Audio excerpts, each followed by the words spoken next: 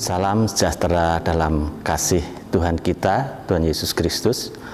Bapak Ibu Saudara, renungan kita kali ini saya ambil judul adalah hikmat yang benar.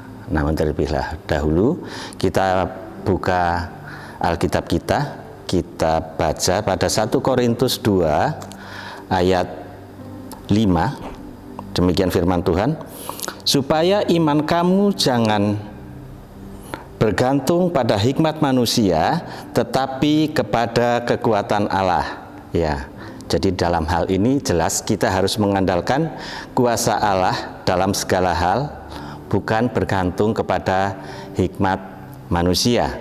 Nah, sedangkan hikmat sendiri berasal dari kata kerja, yaitu hakam, yang berarti menjadi bijaksana atau arif. Dan dalam Kamus Besar Bahasa Indonesia juga dikatakan hikmat itu juga berarti kesaktian atau sakti. Nah, dari ayat yang di atas tadi dapat kita ambil kesimpulan bahwa Allah adalah sumber hikmat dan kekuatan. Nah, bagaimana Allah bisa dikatakan sebagai sumber hikmat dan kekuatan?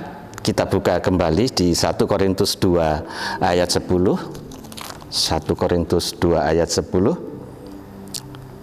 Demikian firman Tuhan, karena kepada kita Allah telah menyatakan oleh Roh, sebab Roh menyelidiki segala sesuatu, bahkan hal-hal yang tersembunyi dalam diri Allah. Nah, di sini ya jelas dikatakan Roh tidak menambahkan ataupun mengurangi satu kebenaran atau satu karakter pun tentang Allah dalam Alkitab, ya.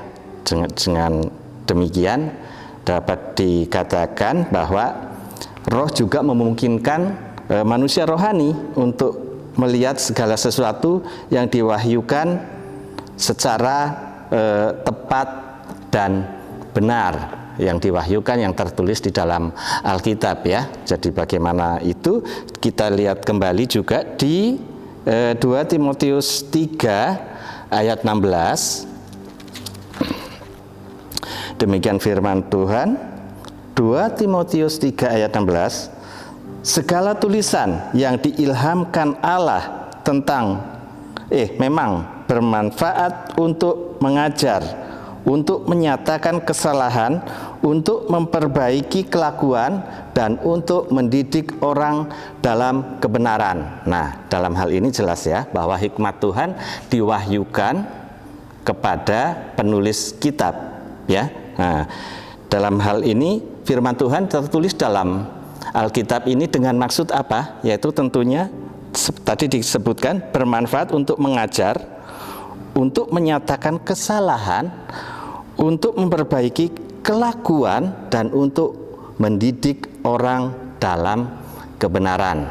Itulah hikmat yang Allah berikan, yang boleh kita ambil, kita ketahui melalui Alkitab, ya.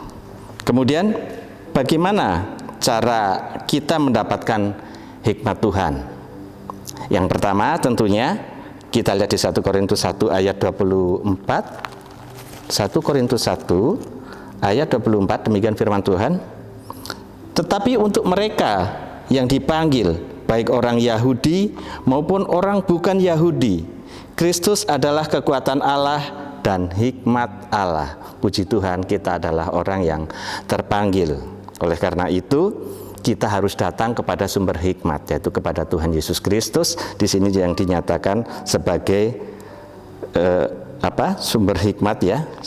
Hikmat Allah yang sejati dan kekuatan Allah adalah Tuhan Yesus sendiri. Jadi kita bisa datang kepada Tuhan Yesus, kita untuk memohon hikmat Tuhan, tentunya dengan dasar adalah rasa takut akan Tuhan. Karena firman Tuhan juga mengatakan takut akan Tuhan adalah permulaan hikmat. Nah, kemudian yang kedua yaitu kita buka 1 Korintus 3 ayat 18. 1 Korintus 3 ayat 18. Demikian firman Tuhan. Janganlah ada orang yang menipu dirinya sendiri. Jika ada di antara kamu yang menyangka dirinya berhikmat menurut dunia ini, biarlah ia menjadi bodoh supaya ia berhikmat.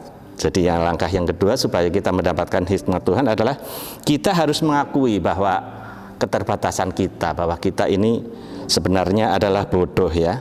Jadi hambatan utama untuk mendapatkan hikmat Tuhan adalah kesombongan dan juga hikmat duniawi. Ini yang akan membatasi kita tidak bisa mendapatkan hikmat Tuhan ya, dengan sikap yang angkuh, sombong, dan hikmat-hikmat duniawi yang mempengaruhi diri kita sehingga tidak kita tertutup untuk bisa menikmati hikmat surgawi. Kemudian yang ketiga, bagaimana caranya mendapatkan hikmat? Kita buka di Yakobus 1 ayat 5. Yakobus 1 ayat 5. Demikian firman Tuhan. Tetapi apabila di antara kamu ada yang kekurangan hikmat, hendaklah ia memintakannya kepada Allah yang memberikan kepada semua orang dengan murah hati, dengan tidak membangkit-bangkit, maka hal itu akan diberikan kepadanya. Nah, sehingga untuk mendapatkan hikmat Tuhan, hikmat yang benar, tentunya kita diajarkan untuk berdoa. Jadi mohon tuntunan Roh Kudus, kita yang tidak tahu apa-apa, kita yang buta, supaya Roh Kudus mencerahkan kita, menerangi kita untuk kita bisa memahami apa makna yang tersirat di dalam firman Tuhan, yang tersurat di dalam Alkitab, sehingga kita bisa mengerti apa yang Tuhan mau, hikmat apa yang ada di balik firman Tuhan. Makanya kita harus berdoa. Oleh karena itu, Bapak, Ibu, Saudara yang dikasihi Tuhan Yesus Kristus, marilah kita mengejar hikmat yang benar, karena hikmat yang benar hanyalah bersumber dari Allah sendiri sebagai sumber hikmat. Kenapa? Karena hikmat tentunya lebih berharga dari harta benda duniawi.